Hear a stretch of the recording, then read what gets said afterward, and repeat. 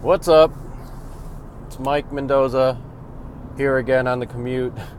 I've been doing a few of these videos and I don't think I've ever mentioned my name. So, Mike Mendoza, licensed real estate agent in the state of Ohio, from Cleveland, Ohio, with Fast Real Estate Services. That's FASS, not fast, FAST, it's FASS. That's where my license is being held, so everybody knows I'm a licensed real estate agent, mostly working on the commercial side of things. 50% of my business is commercial, retail space and office space. And what that means is buying, selling, leasing, representing either owners or tenants looking for commercial space. Looking currently for a client that is trying to expand their restaurant business, but a lot of restaurants, especially casual or fast food, they do a lot of business out of their drive-throughs. So a lot of restaurateurs are looking for drive-throughs, and now they're getting even more specific in regards to how many cars can stack up at one time in their drive-through, so it doesn't get too crazy or the line doesn't get too long where people see that line and decide not to come because they think it's too long. But so that's half of my business. The other half is working with investors or trying to find our own investments, whether it's commercial property or multi-unit residential property.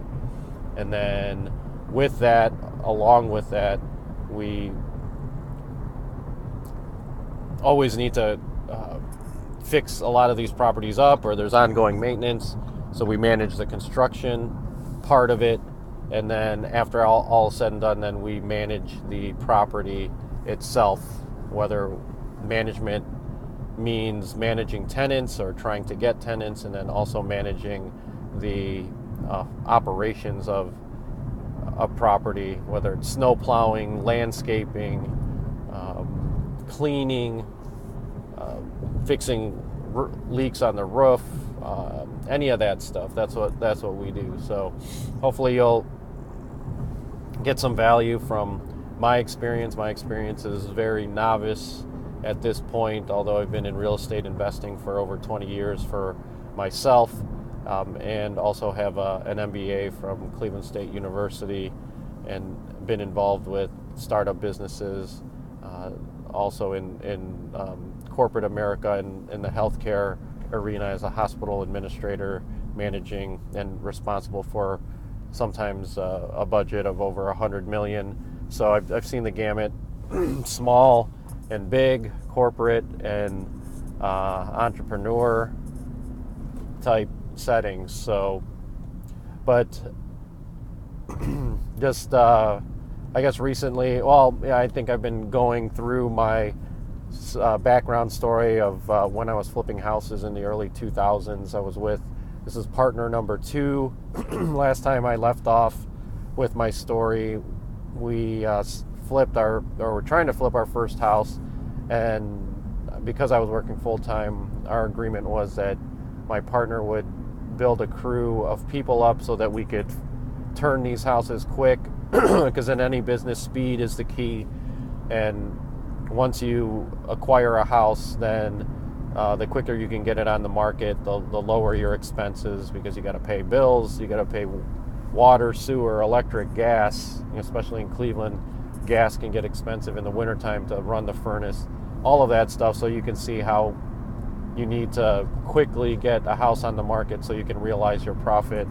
So that didn't happen on flip number 2 or flip number 1, because my partner wasn't building a crew of people fast enough, because in his opinion, nobody was good enough or perfect enough, or he couldn't trust people, and he believed that we could flip these houses ourselves. But I in my opinion, we could have, but we weren't working hard enough, and in my opinion, he wasn't working hard enough. If he wanted to do all the work himself, then, and the key was to get houses turned within 8 weeks, was my assumption that if we could try to turn a house in 8 weeks or less, then we would be okay.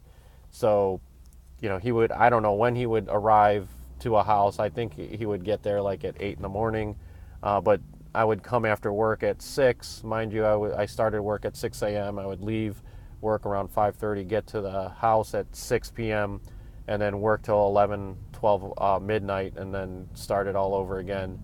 And he would leave at 6. So, the most people, or most entrepreneurs starting their own business nowadays, that would be unheard of. You've got to work 12, 16, sometimes 18 hours a day just to get your business going, especially if you are bootstrapping and you can't get or hire help to do that for you. So that was probably one of the biggest mistakes that I should have addressed and demanded that we wouldn't continue unless we got a crew of people. Now, sometimes hiring people isn't the answer either, but my partner wasn't even trying, and his philosophy was that if you just work hard, then everything else will take care of itself. Well, working hard is fine, but if the market isn't showing you the results, then you got to work harder,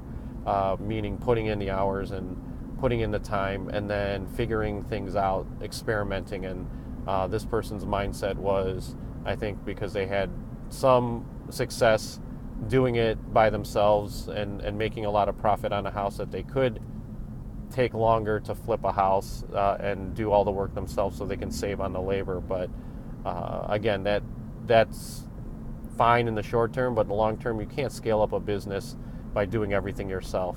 Because if you're naive enough to think that you're best at everything, then I know you're full of shit, and that's not the type of partner that I would be working with. Everybody has their strengths and weaknesses, and I'll admit there's a lot of stuff that I can do, but I'm not as versed or not as efficient. So don't ever think that you know everything and you can do everything, because you can't. And the first person or the first time I meet somebody and they say they can do that, then I know they're full of shit. So so my mistakes continue to compound. I thought that everything would work itself out, and it never did. And we continued to buy houses, continued to use that model. We did hire subs from time to time, but it wasn't enough to get myself out of working with the houses. And so there was one point where I just said, look, I'm working the full-time job, and I'm bringing in the money to do this, so it's going to be up to you to turn these houses. I really, at that point, because my son was just born, I was spending some time with him, and then I guess in hindsight, I probably should have sacrificed a little bit more to get that business going. But I was trying to force him, my partner, to hire people if I stopped going to the houses to help him, and that didn't happen either. So anyway, so again, learning about partnerships, I think, is important, and figuring out how to deal with that situation is always essential for any business that you're in, because every situation is going to be different. So so I guess we're in 2006, 2007 time, and as most people know already, that's when the market started to crash, especially with real estate. People weren't able to get mortgages as easy as they used to, or it basically stopped, where you basically had to be perfect in order to get a mortgage at that time, and we weren't selling houses. So we got fortunate enough, because we bought these houses so conservatively. I think there was about a half dozen to a dozen. I can't remember how many we had going at that time, but we were able to liquidate those properties and make a little bit of money, but it wasn't anything that was worth the time and effort and the risk that we put in to acquire those houses. So But we continued on as partners, which, I thought things would work themselves out. And, in the next episode, I will go over what we did next after we liquidated some of our houses. We tried to get back into the market, and, I was focusing on climbing the corporate ladder at the hospital that I was working at the time as an administrator, so I will go over a little more detail on that. So anyway, until the next time, thanks for listening if anybody's out there, and just keep thinking, keep learning, but most importantly, just keep doing. Keep on grinding. You'll get there eventually.